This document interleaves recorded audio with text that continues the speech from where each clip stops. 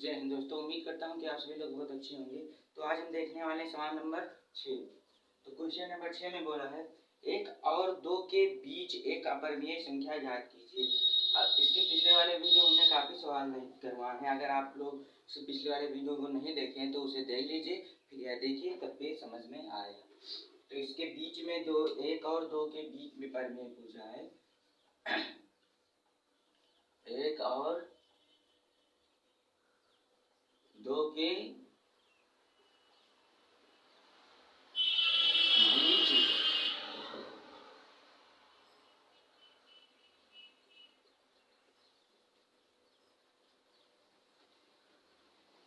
बीच अपरिमेय के बीच एक अपरिमेय पूछा है कि बीच एक और 2 के बीच अपरिमेय एक अपरिमेय ज्ञात करना है। तो इसके बीच में एक अपरिमेय ज्ञात करने के लिए हमें मान लेना होगा। माना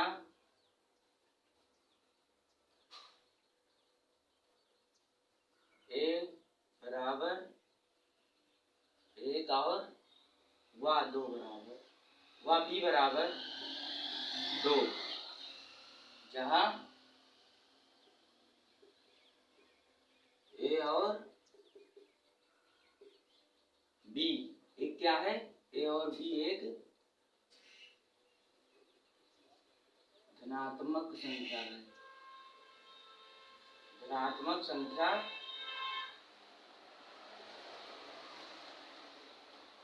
जहाँ ए और बी एक क्या है, धनात्मक संख्या है।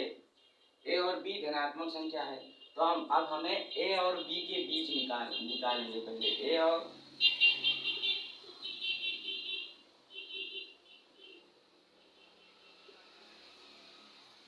ए और बी के बीच अपरिमेय संख्या।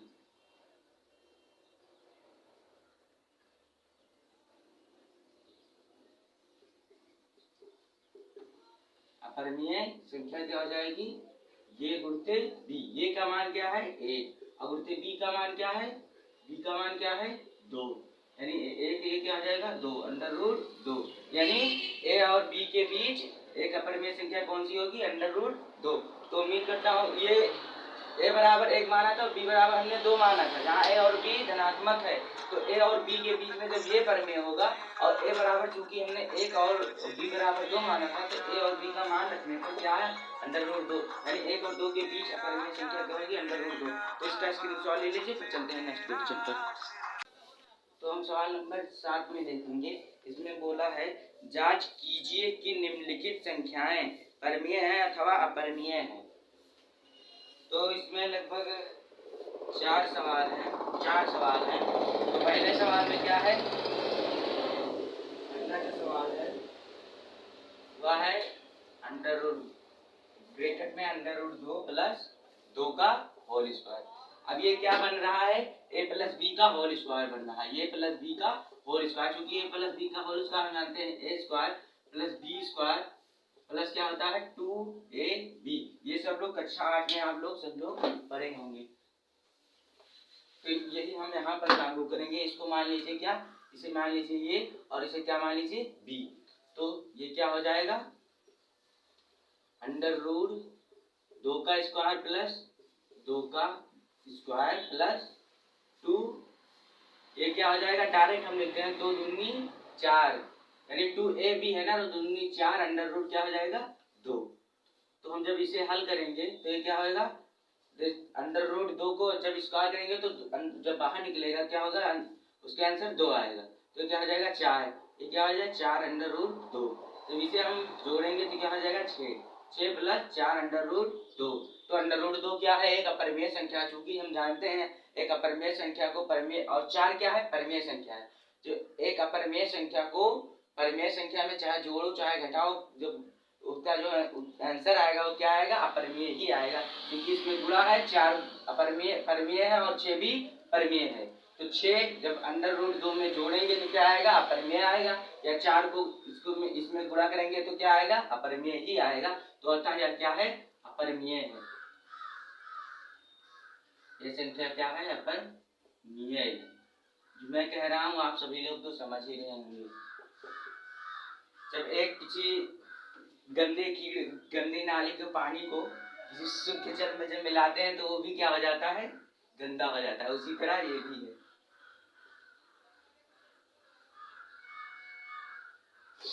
दूसरे नंबर सवाल में है 2 माइनस अंडर रूट 2, फिर क्या है 2 plus under root 2, 2 plus under root 2। तो ये क्या बन रहा है, ये A square plus B square का क्या बनना है, फार्मूला। ये square A square minus B square का क्या बनना है, फार्मूला। इसका फार्मूला क्या होता है, इसका फार्मूला जो होता है ये प्लस बी का, ये प्लस बी एक ब्रैकेट में और दूसरे ब्रैकेट में क्या ए माइनस बी। इसका ए प्लस बी का फार्मूला क्या होता है, यही होता है। तो इसे हम क्या मान लेते हैं, ये इसे मान लेते हैं बी, इसे ये इसे बी। तो क्या हो जाएगा, ये यहाँ से है ये इधर तक। और जब हम इसे हल करेंगे तो ये क्या हो जाएगा, यानी 2 का स्क्वायर और फिर माइनस दूसरे ब्रैकेट में अंडर रूट 2 का स्क्वायर। जब इसे हम हल करेंगे तो क्या हो जाएगा 4 और ये क्या हो जाएगा 2। जब इसे माइनस करेंगे तो क्या आएगा 2। तो 2 क्या है, एक परमीय संख्या है। 2 क्या है, एक परमीय संख्या। अब इसी तरह सवाल नंबर 3 में देखेंगे। और सवाल नंबर 3 में बोला है, ये यहाँ से है इसका सवाल नंबर 3 में बोला है ब्रैकेट में under root 2 plus under root 3 का होल स्क्वायर। तो ये भी ये क्या बनना है, ए प्लस बी के होल स्क्वायर में। इसी तरह है ये भी सवाल। तो हम डायरेक्ट लिखेंगे क्योंकि आप लोग तो सब लोग जानते होंगे। तो अंडर रूट 2 का स्क्वायर करेंगे तो यहाँ पर क्या आता 2, तो यहाँ पर भी अंडर रूट 2 का स्क्वायर करेंगे तो क्या आएगा 2, और प्लस फिर अंडर रूट 3 का स्क्वायर करेंगे तो क्या आएगा 3। अंडर रूट 3 का स्क्वायर यानी क्या होगा 3, अंडर रूट 3 गुणते अंडर रूट 3। जब इसे गुणा करेंगे तो क्या हो जाएगा अंडर रूट 9, और 9 को जब बाहर निकालेंगे तो क्या बचेगा 3। यानी जब इसे हम हल करेंगे तो क्या आएगा 3, और ये प्लस क्या आ जाएगा 2 ये भी, यानी 2 अंडर रूट 2 गुणते अंडर रूट 3, क्या आ जाएगा अंडर रूट 3 बराबर ये क्या हो जाएगा 2 और 3 क्या हो जाएगा 5, प्लस ये 2 ऐसे रहेगा और अंडर रूट का अंडर रूट में गुणा होगा तो क्या होगा 2 गुणते क्या हो जाएगा 6, 2 गुणे 6, 2 गुणे 3 यानी 6 आएगा। तो ये अंडर रूट 6 क्या है, अंडर रूट 6 एक अपरिमेय संख्या है, अर्थात ये क्या है, ये भी क्या है एक अपरिमेय संख्या है।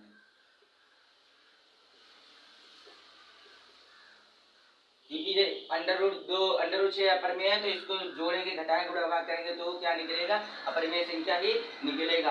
अब इसी तरह एक सवाल और बचता है, इसका स्क्रीनशॉट ले लीजिए, फिर हम 5 नंबर सवाल में देखेंगे। 4 नंबर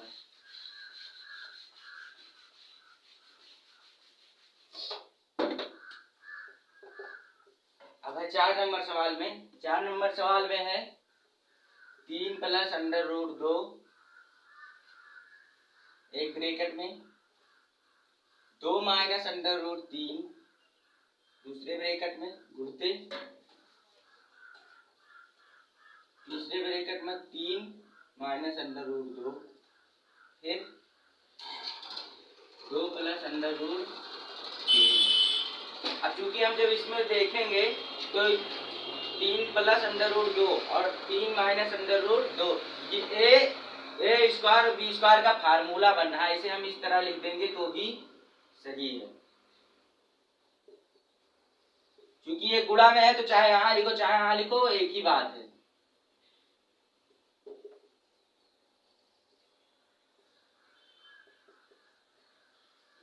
चाहे 2 को 4 से गुणा करो तो भी 8 आएगा, चाहे 4 से 2 को गुणा करो तो भी क्या आएगा 8 ही आएगा। उसी तरह जो यहाँ था मैंने यहाँ लिख दिया, तो उसे गुणा करोगे तो आप वही आएगा।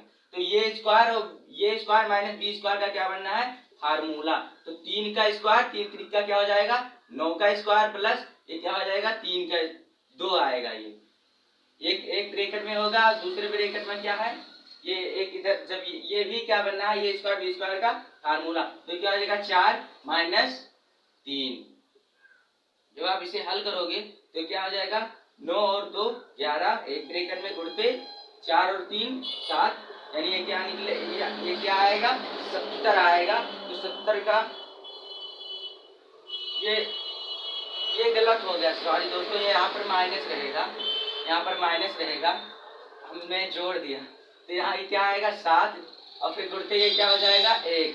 तो जब हम इसे गुणा करेंगे तो क्या आएगा 7। 7 क्या है, एक अपरिमेय संख्या है, अर्थात ये क्या है, तो 7 क्या है, परिमेय संख्या है। 7 क्या है, एक परिमेय संख्या है। तो इसे हम p बटा, जिसे p बटा q के रूप में लिख सके, वो क्या होती है, परिमेय संख्या होती है। इसे हम p बटा q के रूप में लिख सकते हैं, तथा ये क्या है, परिमेय है। तो उम्मीद करता हूँ आप सभी लोग समझ गए होंगे। तो इसका स्क्रीनशॉट ले लीजिए, फिर चलते हैं नंबर 8 में देखेंगे। इसमें बोला है नीचे दिए गए कथन सत्य हैं या असत्य हैं, कारण के साथ अपने उत्तर की जांच कीजिए, मतलब अपना उत्तर दीजिए। तो पहला है, प्रत्येक अपरिमेय संख्या एक वास्तविक संख्या होती है। अभी नीचे सवाल चल रहा होगा, आप उसे देख लीजिएगा। तो प्रत्येक अपरिमेय संख्या एक वास्तविक संख्या होती है, क्योंकि हम जानते हैं कि अपरिमेय और परिमेय संख्या को मिलकर ही वास्तविक संख्या बनती है, यानी कि परिमेय और अपरिमेय के समुच्चय को ही क्या कहते हैं, वास्तविक संख्या कहते हैं। यानी यह कथन क्या है, सत्य है। आप केवल उत्तर में यही लिख दीजिएगा कि अपरिमेय और परिमेय संख्या को मिलाकर ही वास्तविक संख्या बनती है। तो इसी तरह हम दूसरे नंबर सवाल में देखेंगे। अब दूसरे में है, संख्या रेखा का प्रत्येक बिंदु अंडर रूट m के रूप का होता है, जहां m एक प्राकृतिक संख्या है। क्योंकि हम जानते हैं अगर ये m यानी m ही जो है, यानी m बराबर प्राकृतिक संख्या क्या होती है, 1 2 3 4 5 6 7 8 9 तक। तो ये 1 है, मान लीजिए 1 है, 2 मान लीजिए, अंडर रूट 2 है। तो अंडर रूट 2 m क्या है, प्राकृतिक संख्या। तो प्राकृतिक संख्या बराबर हम 2 लिए हैं, तो अंडर रूट में है ये m। तो इसको जब हम हल करेंगे तो ये कुछ आएगा। तो अंडर रूट m एक प्राकृतिक संख्या है, इसलिए हम इसे संख्या रेखा पर निरूपित नहीं कर सकते हैं, क्योंकि ये क्या हो गया, असत्य है। इसलिए क्या है, असत्य है।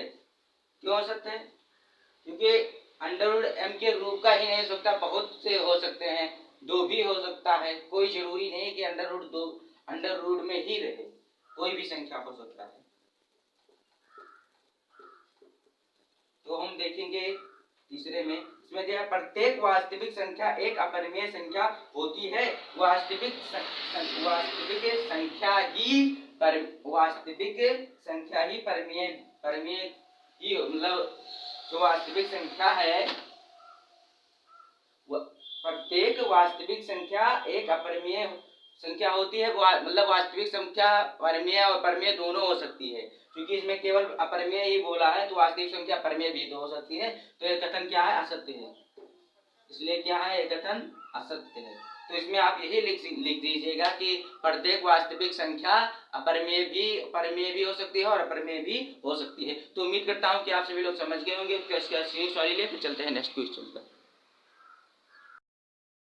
तो हम इसी तरह क्वेश्चन नंबर 9 में देखेंगे। इसमें बोला, क्या सभी धनात्मक पूर्णांकों के वर्गमूल अपरिमेय होते हैं, यदि नहीं तो, मतलब यदि अपरिमेय नहीं होते हैं तो एक ऐसी संख्या के वर्गमूल का उदाहरण दीजिए जो एक परिमेय संख्या हो। जैसे खुद ही बोला है कि अपरिमेय नहीं होती है, एक खुद ही बोला है अपरिमेय नहीं हो, तो यानी यदि अपरिमेय नहीं हो तो उसका उदाहरण दीजिए। तो जैसे क्या बोला है, किसी भी संख्या का, जैसे हम ले लेते हैं, जैसे उदाहरण देना है, तो जैसे 4, 9, 25, ऐसे 36 काफी हैं, बहुत से हैं, डॉट डॉट। आप उसका उदाहरण जब लीजिएगा तो इसका क्या बोला है, इसका वर्गमूल, यानी अंडर रूट में है, तो इसे जब बाहर निकालेंगे तो 2। तो अंडर रूट 2 क्या है, एक परिमेय संख्या है। ये क्या है, परिमेय संख्या है। तो ये क्या हुआ, ये चूंकि ये बोला है अपरिमेय संख्या है तो उसका उदाहरण लीजिए। तो उसका उदाहरण 4, 9, 25, 6, इसका उदाहरण ये होगा, ये लिख दीजिएगा। और जैसे हम 9 को लेंगे तो 3 आएगा। तो 3 क्या है, परिमेय संख्या, जिसको p बटा q के रूप में लिख सकते हो, क्या होती है, परिमेय होती है। ये तो हम बार बार ही बता रहे हैं। तो इसी तरह आप कोई किसी का वर्गमूल निकालेंगे इसमें से, तो क्या निकलेगा, परिमेय संख्या ही निकलेगा। तो ये कथन क्या हो जाएगा, एक कथन ने ये सवाल बोला है, उदाहरण देना था। तो उसका उदाहरण 4, 9, 25, 26 ऐसे काफी है, आप दे दीजिएगा। इसमें से कोई एक दो लिख दीजिएगा, बस सही है। तो उम्मीद करता हूँ कि आप सभी लोग समझ गए होंगे। तो इसका स्क्रीनशॉट ले लीजिए। फिर चलते हैं नेक्स्ट क्वेश्चन पर। तो इसी तरह सवाल नंबर 10 में देखेंगे। इसमें बोला है, दिखाइए कि संख्या रेखा पर √5 को किस प्रकार निरूपित किया जा सकता है। तो पहले हम संख्या रेखा बना लेंगे। संख्या रेखा कैसे होती है, ऐसे यहाँ से यहाँ क्या है 0, यहाँ क्या मान लीजिए 1, यहाँ क्या मान लीजिए 2, यहाँ माइनस में भी ले लीजिए, ये क्या है 1, ये क्या है 2। संख्या रेखा पर निरूपित करना है तो हम कहाँ से लेंगे, संख्या रेखा पर निरूपित करना है क्योंकि हम यहाँ से एक यहाँ से बनाएंगे, क्या लंब डालेंगे, और एक यहाँ से, इसकी बीच की दूरी को क्या मान लेते हैं √5, और इसके बीच की दूरी क्या है 1 और 2, ये क्या है 2, और इसके बीच की दूरी क्या है 1 मान लेते हैं। तो हम ये वो है, ये क्या मान लेते हैं, इसे हम मान लेते हैं b, और इसे मान लेते हैं a।